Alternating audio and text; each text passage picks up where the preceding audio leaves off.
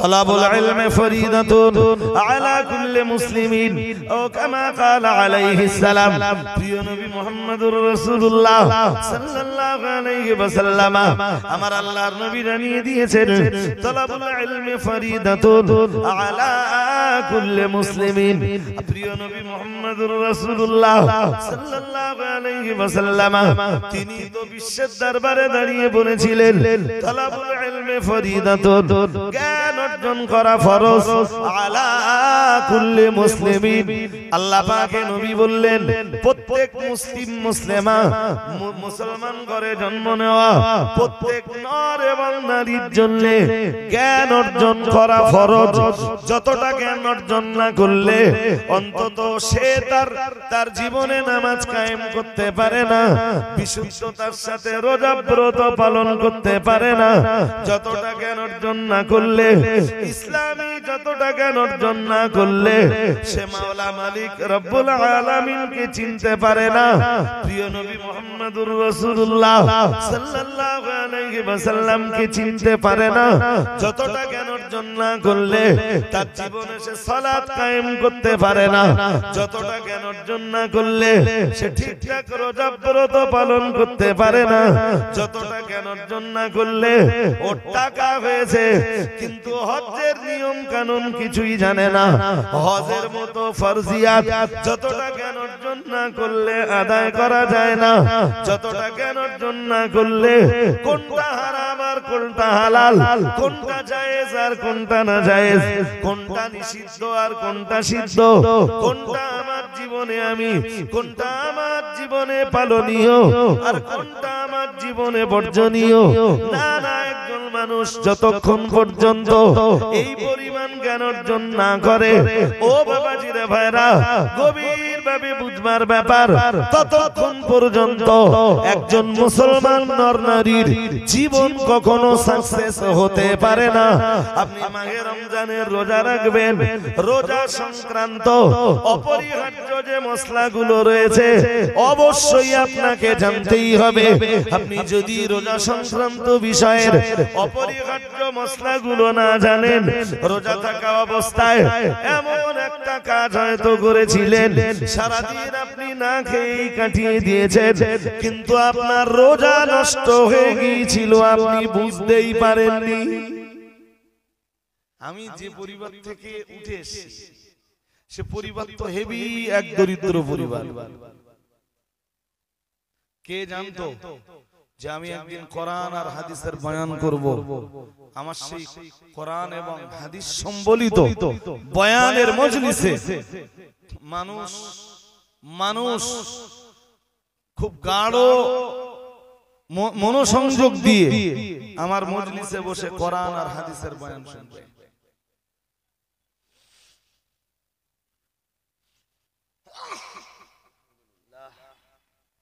হাজিরিনে মজলিস, কারোর হাজি হওয়ার পরে যদি আলহামদুলিল্লাহ বলে, তখন আপনাদের একটা জবাব আছে জানেন? সেটা কি বলেছেন? আমার সন্ধ্যা থেকে প্রচন্ড মাথা যন্ত্রণা হচ্ছে, আর এই হাজিটা সবে শুরু হলো। কি জানি, স্কুলে যখন ছিলাম তখনও স্বাভাবিক ছিলাম, বাড়ি এসেছি তখনও খুব স্বাভাবিক। সন্ধ্যার পর থেকে এত মাথা যন্ত্রণা হচ্ছে যা কল্পনার অতীত। আজকে তো আমি ভোরবেলা মাইক ছাড়বো যখন, তখন 4টে থেকে 4:30 বাজে। ওই আমার লাভ জলসার আর ওই আমার লাস্ট প্রোগ্রাম দুটোই উঠবো, 4টে বা 4:30 শেষ করবো।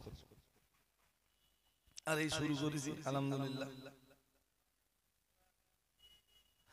এই জন্য আপনাদেরও টার্গেট রাখতে হবে যে এই শিক্ষা প্রতিষ্ঠানে যারা পড়াশোনা করছে এদের ভিতর থেকে, এই যে বছরের পর বছর প্রতিষ্ঠান চালিয়ে যাচ্ছেন, তো আপনারা জ্ঞান 50 বছর প্রতিষ্ঠান চালিয়ে যদি দুটো হাক্কানি আলেম বার হয়, আরো বার হবে, কারো না কারোর জন্য আল্লাহ ওই দরজা কবুল করবে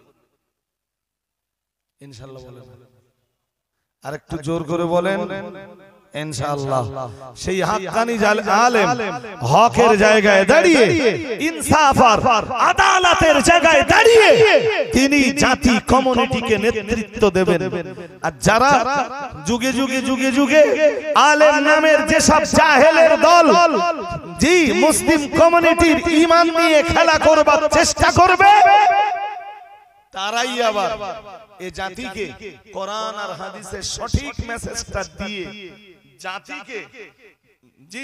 জাতিকে এই সমস্ত আলেম রূপী দাজ্জালদের হাত থেকে হেফাজত করবেন।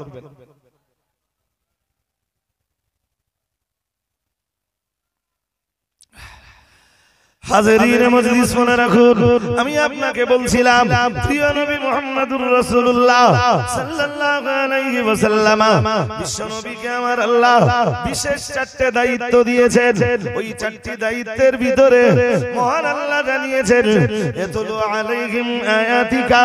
মুহাম্মদুর রাসূলুল্লাহ সাল্লাল্লাহু আলাইহি ওয়াসাল্লামের প্রথম দায়িত্ব হলো তিনি পৃথিবীতে কোরআনের তেলাওয়াতটা প্রতিষ্ঠা করবেন।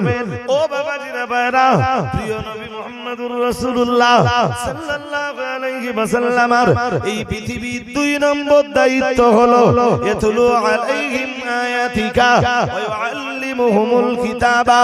মহান আল্লাহ জানিয়েছেন 2 নম্বর দায়িত্ব হলো তিনি দুনিয়ার মানুষ দিগকে আল্লাহ পাকের কিতাবের তথা কোরআনুল কারীমের বিধিবিধানের তালিম প্রদান করবেন। আল্লাহর কোরআনের বিধিবিধানের শিক্ষা তিনি প্রদান করবেন। প্রিয় নবী মুহাম্মদুর রাসূলুল্লাহ সাল্লাল্লাহু আলাইহি ওয়াসাল্লাম এই পৃথিবীতে, এই বিশাল পৃথিবীতে নবীর 3 নম্বরের দায়িত্ব ছিল ইয়াতুলু আলাইহিম আয়াতিকা ওয়া ইউআল্লিমুহুমুল কিতাবা ওয়াল হিকমাতা। তিনি মানুষকে জ্ঞান বিজ্ঞান শিক্ষা দান করবেন। এই জ্ঞান বিজ্ঞান শিক্ষা দানের তাফসীর করতে যে দুনিয়া বরেণ্য মুফাসসিরদের কেউ কেউ লিখেছেন 2 নম্বরে যেমন তিনি কোরআনের ভিতরে লুকিয়ে থাকা বিধিবিধানগুলোর শিক্ষা দান করবেন, ঠিক তাই বছর তিনি আল্লাহ পাকের বান্দা বান্দীদেরকে এই বিশাল পৃথিবীতে তার সুন্নাতের তালিম প্রদান করবেন। আরেকটু মন খুলে বলুন, কাজ কটা? আমার দিকে মন রাখতে হবে, একদম মন বাইরে যাবে না। খুব ভালো শুনছেন আমার কথা, আমি খুব আপ্লুত, আনন্দিত, আহ্লাদিত, খুব আনন্দ পাচ্ছি। জি, কাজ কটা? একটু জোর আওয়াজে বলেন। প্রথম কাজ বলতে হবে আপনাদের, কোরআনের তেলাওয়াত প্রতিষ্ঠা। কোরআনের আমাদের তো এইরকম মাদ্রাসা যেমন লাগবে, প্রত্যেকটা গ্রামে তেমন লাগবে মক্তব শিক্ষা। এদিকে এদিকে এদিকে এদিকে না তো সব কথা কেটে যাবে না, ওদিক দেখা মানে তো কেটে যাবে সব। জি, এই রকম প্রতিষ্ঠান যেমন দরকার তেমনই দরকার ইসলামের উপরে বেসিক এডুকেশন। শুনছেন নাকি? প্রাথমিক শিক্ষা। আপনারে আমি এখন ইসলামের উপরে যে শিক্ষাটা দেব, এই শিক্ষাটা ভুলে যাওয়ার একটা সম্ভাবনা থাকবে। বাট একটা শিশুকে মক্তব থেকে ইসলামের বেসিক যে এডুকেশনটা দেব না, এই এডুকেশনটা ও সহজে আর ভুলবে, আশা করা যায় ভুলবে না। আর আশা করা যায় আপনি যে শিক্ষাটা নেবেন সম্ভাবনা আছে তাড়াতাড়ি ভুলে যাবেন। কিন্তু একটা বাচ্চার ভিতরে যে এডুকেশনটা ঢুকবে, ওই এডুকেশনটা খুব তাড়াতাড়ি আর যাবে না।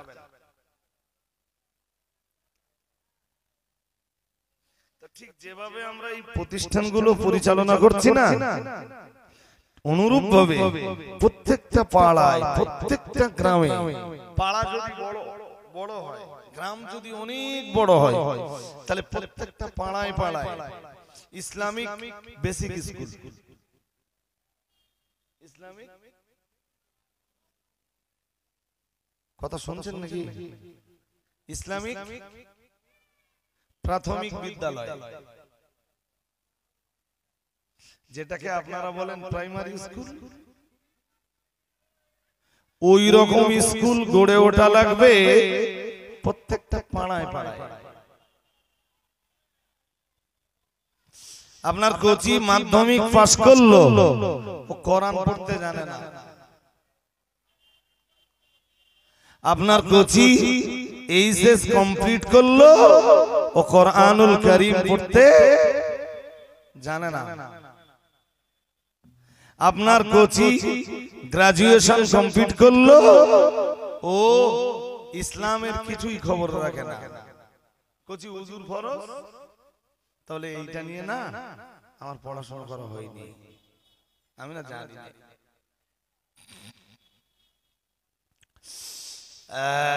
পাঁচ ওয়াক্ত নামাজে কত রাকাত ফরজ নামাজ, বলে আমি না এইটা নিয়ে কোনোদিন হিসাব নিকাশ করে দেখিনি।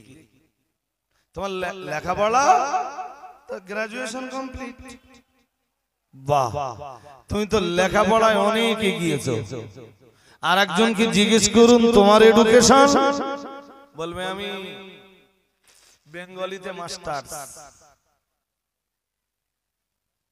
কিসে কিসে বলুন? বেঙ্গলি, বেঙ্গলি, বাহ। আর একজনকে জিজ্ঞেস করুন, বলবে আমি ইতিহাসে এমএ। Excellent, excellent.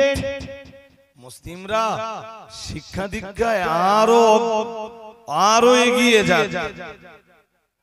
মুসলিমরা আগালে আমার বক্ষ আরো প্রশস্ত হবে। আপনার কোচিকে আপনি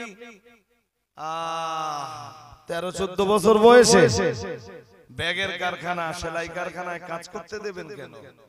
ওরে কমপক্ষে এইচএস কমপ্লিট করান, কমপক্ষে, তারপরে ওরে কাজ দেন। যে জাতির এডুকেশন নেই, সে জাতির মেরুদণ্ড নেই। যে জাতির শিক্ষা নেই, সে জাতি মাথা উঁচু করে কখনো দাঁড়াতে পারবে?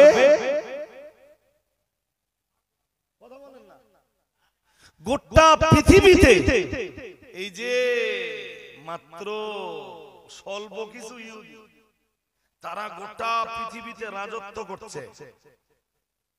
ওদের রাজত্ব বলো শুধু ফিলিস্তিনের উপরে না, অল ওয়ার্ল্ডে সব দেশের মাথায় ওরা বসে আছে।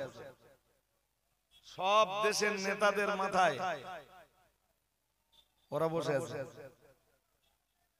অল ওয়ার্ল্ডের সব কান্ট্রিতে ওদের বিজনেস চলছে, বিজনেস, বিজনেস। আমরা এত চিল্লাচ্ছি, তো এত চিল্লাচ্ছি, ইহুদি পণ্য বর্জন করুন। এরপরও আমি দায়িত্ব নিয়ে বলছি, ইহুদিদের পণ্য আমি বন্ধ করাতে পারবো না। প্রতিনিয়ত আপনি আপনার কি বলবো জীবনটাকে নির্বাহ করতে যা যা মার্কেট থেকে কিনে আনেন, তার ভিতরে অনেকগুলো পণ্য আছে ইহুদিদের পণ্য। বিশ্বাস হয় আমার কথা? হ্যাঁ না বলেন? এটা শুধু ভারতবর্ষে না, অল ওয়ার্ল্ডে, তাম পৃথিবী জুড়ে এটা ইহুদিদের ব্যবসা। কে ওই জায়গায় পৌঁছে দিয়েছে? ওদের এডুকেশন। এই তো আপনি এখান থেকে আশপাশে একটু ভালো করে সার্চ করে আসুন। সার্চ করতে গেলে পাবেন কিছু কোচি আছে আশপাশে, দেখবেন যারা এখন ফ্রি ফায়ার আর পাবজি খেলছে এবং জামাত করে খেলছে। এখান থেকে ওরা রাত 1:30-2 পর্যন্ত খেলবে। খেলতে খেলতে বিদায়ী বক্তা, আখেরি বক্তা এসে যখন ইয়া নবী সালামুন আলাইকা, খেলা বন্ধ করে এই জিনিসগুলো সব মজলিসে আসবে খিচুড়ি খেতে।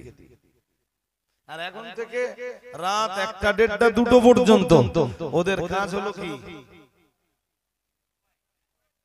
মোবাইল নিয়ে ফ্রি ফায়ার, পাবজি, হ্যান ত্যান, 7-17 এইসবে মত্ত থাকা। বয়স তাহলে 15-16। আপনি জানেন 13-14-15 বছর, 16 বছরের বাচ্চা যারা, ইহুদিদের, ইসরায়েলের। ওরা যখন বোম বাঁধতেছে আমাদের ঘরের কচিরা তখন, আমি বলছি না যে এরা বোম বাঁধা শিখুক, আমি বলছি না, আমি বলছি এরা লেখাপড়া তো শিখুক। আমি এদের বোম বাঁধতে বলছি না, আমি বলছি এরা এডুকেশনের আঙিনায় আসুক। ও ক্লাস 7-এ উঠে 8-এ উঠে পড়াশোনা ছেড়ে দিলে কেন? আপনার মেয়েটা আজ স্কুলে পড়ছে, আপনার ছেলেটা আপনার মেয়েটার ছোট হোক বড় হোক, ওর এডুকেশনটা আপনি কেড়ে নিয়েছেন কেন? এই জাতিকে যদি, এই পিছিয়ে পড়া জাতিকে যদি উন্নত থেকে উন্নততর জায়গাতে পৌঁছে দিতে হয়, ওদের ভিতরে দরকার এডুকেশন, পড়াশোনা, লেখাপড়া, এডুকেশনের ডেভেলপমেন্ট। আমি আপনাকে 5টা কথা যত সহজে বোঝাবো, আমার কাছে 5টা MA পাস ছেলে বসিয়ে দিলে আমি খুব ইজি ওই কথাগুলো তাদের ব্রেনে দিতে পারবো, তারাই আবার সমাজকে পরিচালনা করতে পারবে। কিন্তু এই এডুকেশনের সঙ্গে দরকার ইসলামের বেসিক এডুকেশন। শুনছেন নাকি? এই এডুকেশনের সঙ্গে দরকার ইসলামের বেসিক এডুকেশন, যেখানে মুহাম্মদুর রাসূলুল্লাহ সাল্লাল্লাহু আলাইহি ওয়াসাল্লাম বলেছেন, তালাবুল ইলমি ফরিদাতুন আলা কুল্লি মুসলিমিন, ও কামা ক্বালা আলাইহিস সালাম। প্রিয় নবী মুহাম্মদুর রাসূলুল্লাহ সাল্লাল্লাহু আলাইহি ওয়াসাল্লাম আমার আল্লাহর নবী জানিয়ে দিয়েছেন, তালাবুল ইলমি ফরিদাতুন আলা কুল্লি মুসলিমিন।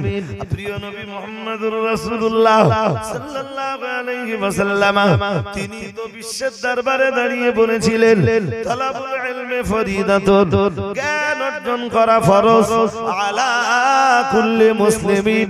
আল্লাহ পাকের নবী বললেন, প্রত্যেক মুসলিমা মুসলমান ঘরে জন্ম নেওয়া প্রত্যেক নর এবং নারীর জন্য জ্ঞান অর্জন করা ফরজ। যতটা জ্ঞান অর্জন না করলে অন্তত সে তার জীবনে নামাজ কায়েম করতে পারে না, বিশুদ্ধতার সাথে রোজা ব্রত পালন করতে পারে না। যতটা জ্ঞান অর্জন না করলে, ইসলামী যতটা জ্ঞান অর্জন না করলে সে মাওলা মালিক রব্বুল আলামিনকে চিনতে পারে না। প্রিয় নবী মুহাম্মদুর রাসূলুল্লাহ সাল্লাল্লাহু আলাইহি ওয়াসাল্লামকে চিনতে পারে না। যতটা জ্ঞান অর্জন না করলে তার জীবনে সে সালাত কায়েম করতে পারে না। যতটা জ্ঞান অর্জন না করলে সে ঠিকঠাক রোজা ব্রত পালন করতে পারে না। যতটা জ্ঞান অর্জন না করলে ওর টাকা হয়েছে কিন্তু হজ্জের নিয়ম কানুন কিছুই জানে না। হজের মতো ফরজিয়াত যতটা জ্ঞান অর্জন না করলে আদায় করা যায় না। যতটা জ্ঞান অর্জন না করলে কোনটা হারাম আর কোনটা হালাল, কোনটা জায়েজ আর কোনটা না জায়েজ, কোনটা নিষিদ্ধ আর কোনটা সিদ্ধ, কোনটা আমার জীবনে আমি, কোনটা আমার জীবনে পালনীয় আর কোনটা আমার জীবনে বর্জনীয়।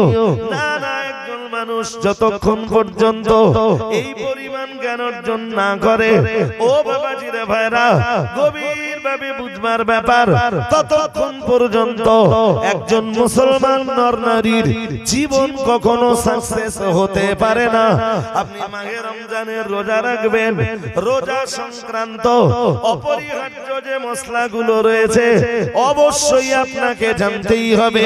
আপনি যদি রোজা সংক্রান্ত বিষয়ের অপরিহার্য মশলাগুলো না জানেন, রোজা থাকা অবস্থায় এমন একটা কাজ হয়তো করেছিলেন, সারাদিন আপনি না খেয়েই কাটিয়ে দিয়েছেন, কিন্তু আপনার রোজা নষ্ট হয়ে গিয়েছিল, আপনি বুঝতেই পারেননি।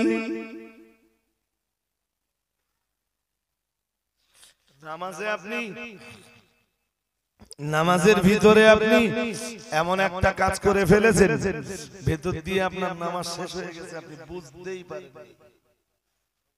এই জন্য কি বলেছি, কতটা পরিমাণ জ্ঞান অর্জন ফরজ, যতটা জ্ঞান অর্জন না করলে, ইসলামের উপরে যতটা জ্ঞান অর্জন না করলে আপনার নামাজ বিশুদ্ধ না, আপনার নামাজ বিশুদ্ধ হয় না। যতটা জ্ঞান অর্জন না করলে আপনার রোজা বিশুদ্ধ হওয়া কঠিন হয়ে যায়, ততটা পরিমাণ জ্ঞান অর্জন করা আপনার জন্য, আমার জন্য, আপনার প্রতিবেশীর জন্য, আমার প্রতিবেশীর জন্য, মানে সকলের জন্য, সকল নর আর নারীর জন্য ফরজ, ফরজ, ফরজ। শুনছেন নাকি? কতটা? কতটা? মাধ্যমিক পাস। ছোট ভাই গোসলের ফরজ। তাহলে হুজুর আমি কি মাদ্রাসায় পড়েছি গোসলের ফরজ জানবো? তুই আজকে শবে বরাতের রাত্রি কি করতে এলি? তোর তুই মাধ্যমিক কমপ্লিটেড, তার মানে তুই বালেগা। হ্যাঁ না বলে, একটা ছেলে মেয়ে মাধ্যমিক ক্যান্ডিডেট মানে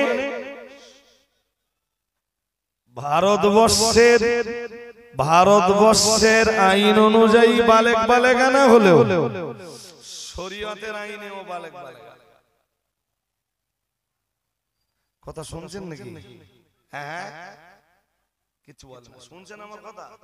ভারতবর্ষের আইন কি আছে? একটা ছেলেকে বালেক হতে গেলে সময় যাবে কত কত বলুন, ঠিক করে বলেন, কত কত? 21। কত? একটা মেয়েকে বালেগা হতে সময় যায় 18, 18 আর 21। 17 বছরের কচি যখন ধর্ষণ করে তখন কি বলে?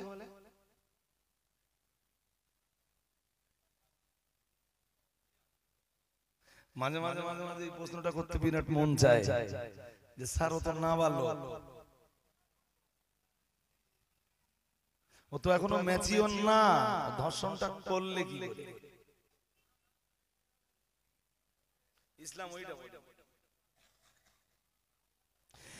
ইসলাম ওইটা বলিনি যে ছেলেটা যে মেয়েটা বালেক বালেগা হয়েছে মাঝে মাঝে মাঝে মাঝে ওর উপরে গোসল অপরিহার্য হয়ে যায়, তখন গোসলের ফরজগুলো আদায় করে তবে গোসল করতে হয়। যদি ফরজিয়াত না আদায় হয় ওর গোসল কমপ্লিট, ওর দেহ পবিত্র, কিছু হলো না। ওই যে গোড়ায় পড়েছিল মনে আছে? قد أفلح من تزكى وذكر اسم ربه فصلى।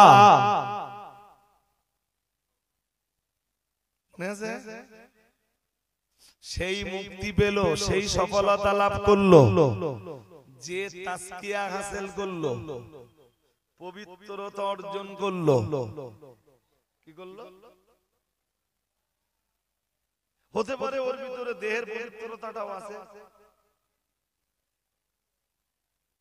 তা তুই যে মাধ্যমিক পাস, তো তো মাঝে মাঝে গোসল ফরজ হয়, তো তুই গোসল কেমনে আদায় করিস? আজকে শবে বরাতের রাত্রি তুই মসজিদে, তোর গোসল না হলে তো তোর উযুই হবে না, তোর উযু না হলে তোর কোনো ইবাদতই তো মঞ্জুর হবে না। তুই মসজিদে কি করতে এসেছিস?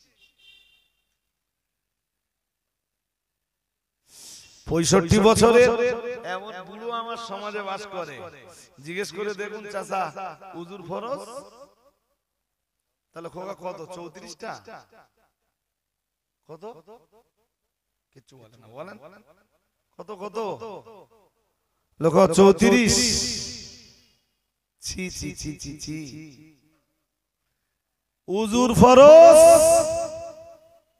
তাহলে আগে তো 34টা বলে কম হয়ে গেছে, এবার আর একটু বেশি বলে দেখি কি হয়।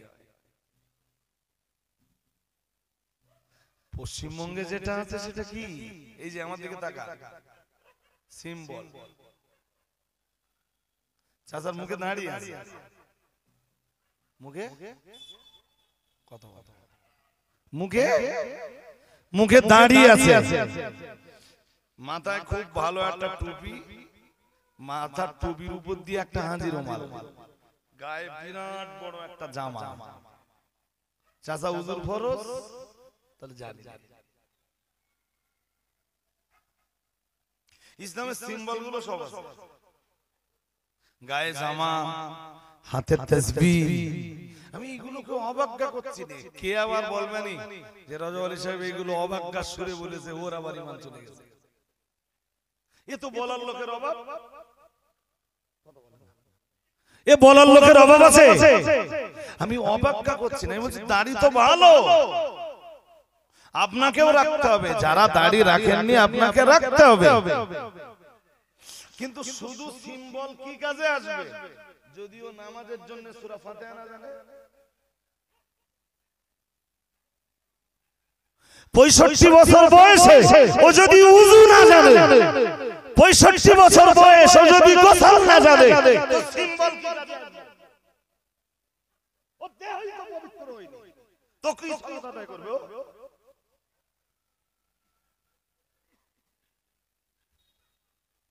হাজিরিনে মজলিস, এই জন্য যেমন দরকার, খুব মন দিয়ে শুনতে হবে, যেমন দরকার খারিজি মাদ্রাসা, হিফজ খানা, ঠিক ততই বছর মানবতার পরিশুদ্ধির জন্য দরকার কি ইসলামিক বেসিক এডুকেশন। দেখেন আল্লাহ প্রথম পর্যায়ে বলতে পারতেন, একে কি বলেছি, নবীর কয় দায়িত্ব ছিল, একে কি, একে কোরআনের তেলাওয়াত, দুইয়ে তালিমুল কুরআন, তার মানে কোরআনের বিধিবিধানের তালিম, তিনে সুন্নাতের বিধিবিধান, মানে তালিমুস সুনান, সুন্নাতের তালিম। ঠিক 4 নম্বরে আল্লাহ বললেন ওয়ায়ুযাক্কিহিম, আল্লাহ বললেন এই তিনটে হওয়ার পরে এবারে তাসকিয়াতুন নাফস। তা আমার আর আপনার তাসকিয়াতুন নাফস কিভাবে পসিবল? যদি আগে তিনটে না থাকে, যদি কোরআনের তালিমের, যদি কোরআনের তেলাওয়াত না থাকে, বিধিবিধানের তালিম না থাকে, যদি মুহাম্মাদুর রাসূলুল্লাহ সাল্লাল্লাহু আলাইহি ওয়াসাল্লামের সুন্নাতের তালিম না থাকে, তাহলে তাসকিয়াতুন নাফসটা কি করে? 4 নম্বরে যদি মানবতার পরিশুদ্ধির দায়িত্ব রাসূলের উপরে অর্পিত হয়ে থাকে, যদি মানে আল্লাহ দিয়েছিলেন তো 100% সঠিক, যদি মানবতার পরিশুদ্ধি অর্জন করতেই হয়, আগে তিনটেই লাগবে। শুনছেন নাকি? আগে তিনটেই লাগবে। প্রথম লাগবে আপনি ভালো করে কোরআনটা পড়া শিখুন। প্রতিদিন যখন সকালে আর সন্ধ্যায় আপনি কোরআন তেলাওয়াত করবেন, দেখবেন কোরআনের উপরে আলটিমেটলি আপনার একটা মহব্বত পয়দা হবে। সকালে 15 মিনিট, সন্ধ্যায় 15 মিনিট কোরআন পড়বেন, মানে কি কোরআনের উপরে আপনার একটা মহব্বত তৈরি হবে না? হবে না? হ্যাঁ না বলে না? এবারে যখন মুহাক্কিক আলেমরা আপনাদের মাঝে এসে ওই কোরআনের তাফসীর করবে, ওই কোরআনের ব্যাখ্যা বিশ্লেষণ করবে, ওই কোরআনের এক্সপ্লানেশন করবে, ওই কোরআন দিয়ে যখন কথা বলবেন, তখন আপনার মন তৈরি হবে এই কোরআনে আছে সুদ খাওয়া হারাম, আমি ছেড়ে দেব। এই কোরআনে আছে লটারি কাটা যাবে না, আমি ছেড়ে দিলাম। এই কোরআনে আছে হারাম উপার্জন করা চলবে না, আমি ছেড়ে দিলাম। তখন তো আপনার ভিতরে তাসকিয়াতুন নাফসটা আসবে। নাফসের তাসকিয়া, আত্মিক পবিত্রতা তখন সম্ভব হবে যখন আগে তিনটা আপনি অর্জন করতে পারবেন। বাট আপনি যদি আগে তিনটে ছেড়ে দিয়ে আপনি দুম করে 4 নম্বরটা অর্জন করতে যান, তো আল্লাহ সিরিয়ালটাও আল্লাহ মেইনটেইন করেছে। 1 2 3 তারপর 4। আমাদের বাঙালিদের হয় কি জানেন? বাঙালিরা 1 থেকে 3 সব বাদ দেয়। পীর সাহেবের দরবারে যে হাজির, হুজুর একটু বায়াত হবো, তুই বায়াত হয়ে কি করবি? তাহলে কেন হুজুর তাসকিয়াতুন নাফস, তোর ভিতরে 1 নম্বরটা আছে তাহলে না, 2 নম্বরটা আছে তাহলে না, 3 নম্বরটা আছে তাহলে না। কি করে পসিবল তোর তাজকিয়াতুন নাফস? যদি ভালো চাস গ্রামে ফিরে গিয়ে ইসলামিক বেসিক স্কুল তৈরি কর। শুনছেন নাকি? হ্যাঁ, এই যে ওয়াজ করতেছি এটা এখন এমন একটা কন্ডিশনে যে পৌঁছে গেছে না, এইটা একদম মানে কি বলবো, ধর্ম প্রচারের একটা স্টেজ আপনি ধরে নিতে পারেন, একটা স্টেপ আপনি ধরে নিতে পারেন। কিন্তু ধর্ম প্রচারের, ধর্ম মানুষের কাছে পৌঁছে দেওয়ার এর চাইতে অনেক বেটার তরিকা আছে। সেই তরিকাগুলো আমরা সব ছেড়ে দিয়েছি। আমার কথা কি শুনছেন নাকি? একটা সময় সাহাবীরা যখন ইসলাম যখন সাহাবীরা ইসলাম কবুল করার জন্য, ইসলামের জন্য তারা জীবন দিয়েছে, ইসলামকে বাঁচাতে তারা জীবন দিয়েছে। সুবহানাল্লাহ। আর একটু মন খুলে বলেন।